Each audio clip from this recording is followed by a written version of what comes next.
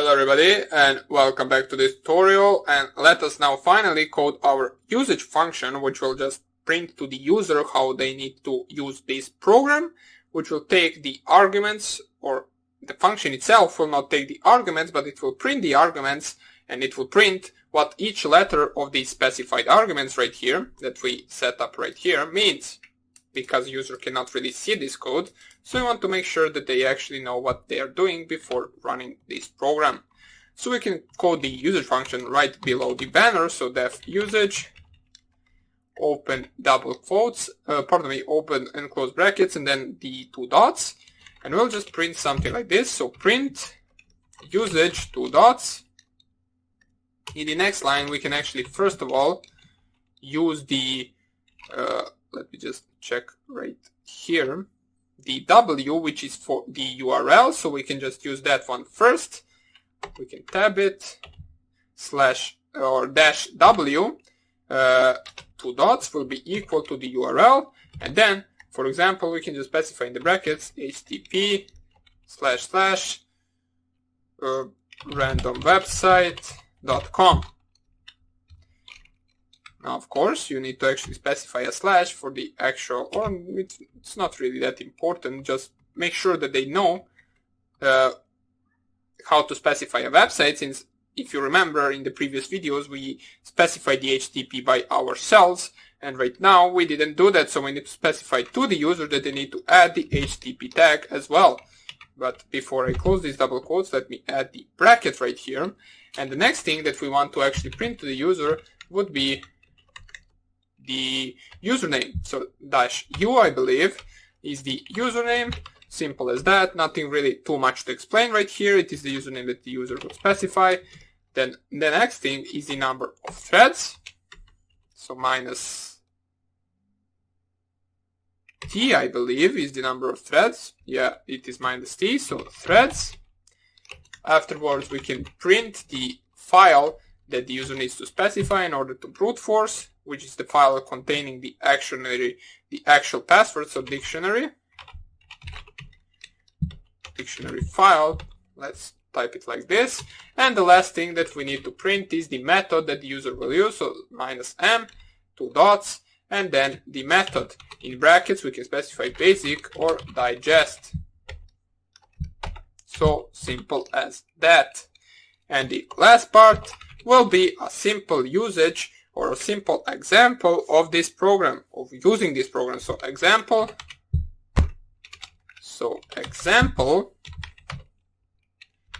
we can call it like this. So base or digest auth.py -w http some /randomwebsite.com, then -u admin, -t 5 for the 5 threads, and -f we can just type passwords.txt. So this is a simple example of actually of a command that will run this program. So we print that to the user as well.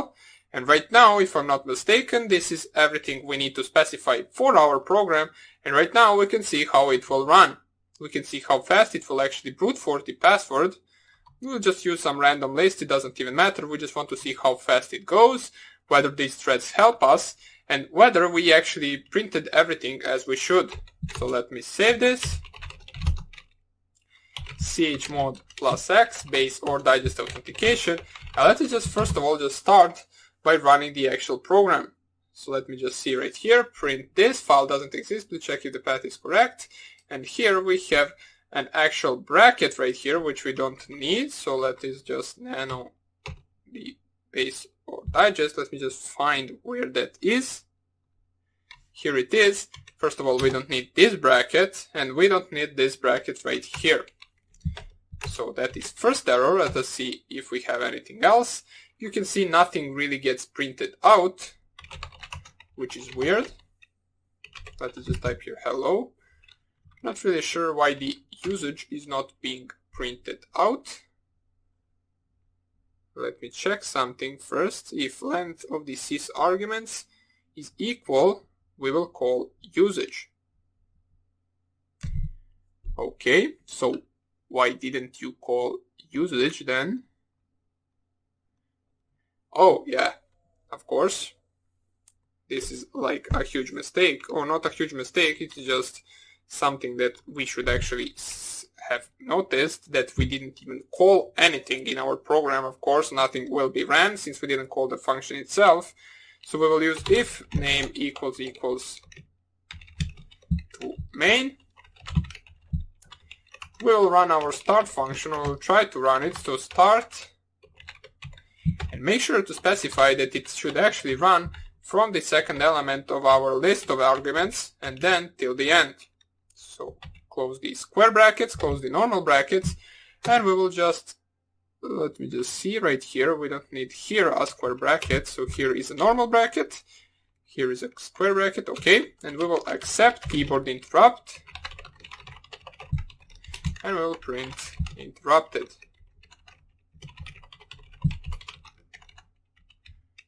So just like that, and right now we actually call the function itself, and we can see we get the actual banner, which we will fix right now. So this has to be tabbed just like this. So let us say right now, and once again, once we run it, we get the banner, and afterwards we get the usage, since we didn't specify any actual argument right here. So let us see how we can specify the argument. So base or digest authentication, then -w, and we will specify, for example, my router for the actual basic authentication. So 192.168.1.1, which is the IP address of my router, -uadmin, and -t number of threads will be 5. And we forgot right here to specify the method itself. So nano base or digest authentication, and right here -m method. So simple as that. Oops. Okay, so -w http //192.168.1.1 -u for the actual username, -t for the number of threads, -f for the actual file list or dictionary, so we'll just use the common.txt since it is in this actual directory, and -n we can just type here basic. Please check if the path is correct. File doesn't exist. Let us see why the file doesn't exist. It should exist. So what we do afterwards, file equals open dictionary for reading. Okay, let me just find, okay, so opt -f dictionary equals arg, and then f equals open dictionary for reading. Weird, not really sure why it won't work. Or maybe it has to do something with the method itself, not really quite sure. Let's try something like this. If I just set the method at the beginning to be equal to basic, and I run it without this,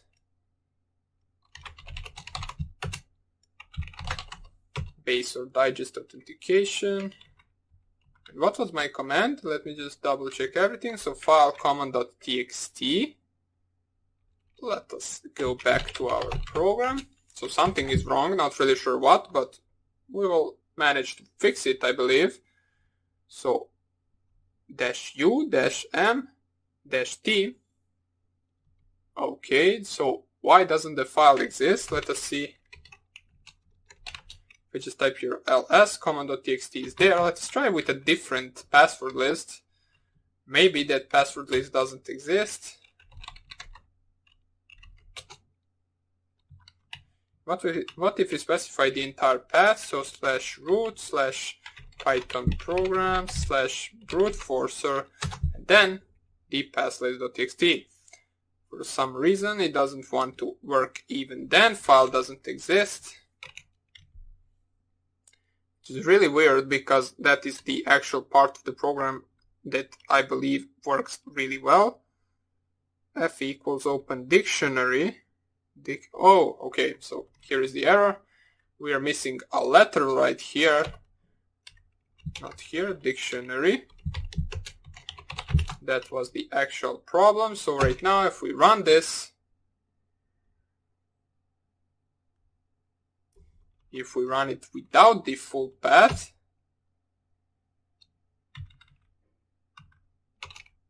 what do you mean? Let me just check everything right now. Maybe I named it once again.